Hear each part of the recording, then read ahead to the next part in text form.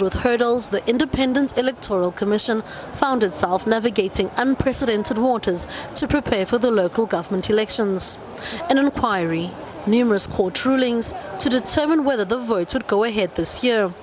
This election specialist says these challenges were bound to attract more observers than usual. The controversies around that and the fact that the Commission went to the Constitutional Court and lost has created a certain level of interest, not only in South Africa but international. So the election observer would therefore come here in order to be able to check as to whether the Commission can be able to carry out its mandate as per the Constitution, particularly because of the disruption, as a result of the disruptions that happened in preparation for these elections. 88 organizations were registered to observe the elections this year, 7 of which are international.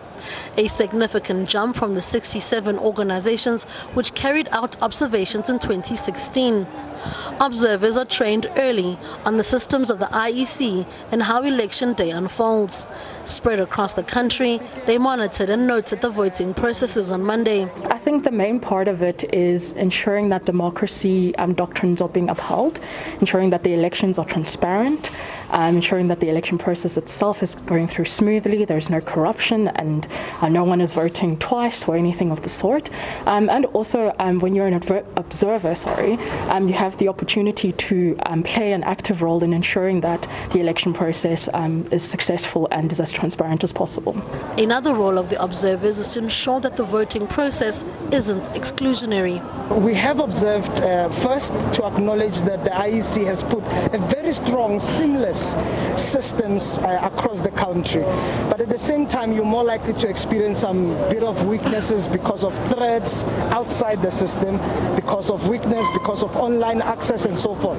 So these are some of the issues we've picked up, but including even the issue of ballots, the issues of whether party agents are able to monitor in a particular manner. So these are some of the challenges we've noted, but also the people themselves. Some people have been turned away. Some people have not been able to vote because they were either their registration had been changed and they were not aware. But also some of the elements that really disadvantages people, particularly with disability. Those with virtual impairments who could not vote themselves, but they had to do it with assistance. I think we are a country with a long history of prejudice. We should have addressed these shortfalls, that people with disability must not be disadvantaged, women must not be disadvantaged, LGBTI people must not be disadvantaged. So it's quite incredible that the system on its own must be responsive to people's needs. The IEC chair says the integrity of the electoral body and how it carries out world-class elections is a major draw card for local and international observers. There is a keen interest on the programs and the advances on our democracy project.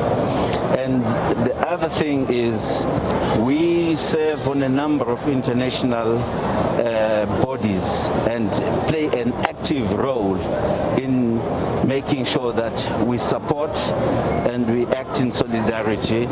We've served in the SADC region. We just were the outgoing vice chairpersonship of the SADC ECF, which is our electoral management body. We currently hold the vice presidency of the AWEB, the Association of World Electoral Management Bodies, and we are well sought out by our peers throughout the world. The IEC says it expects the observer report to start coming in from Wednesday. Noma Bolani, SABC News, Pretoria.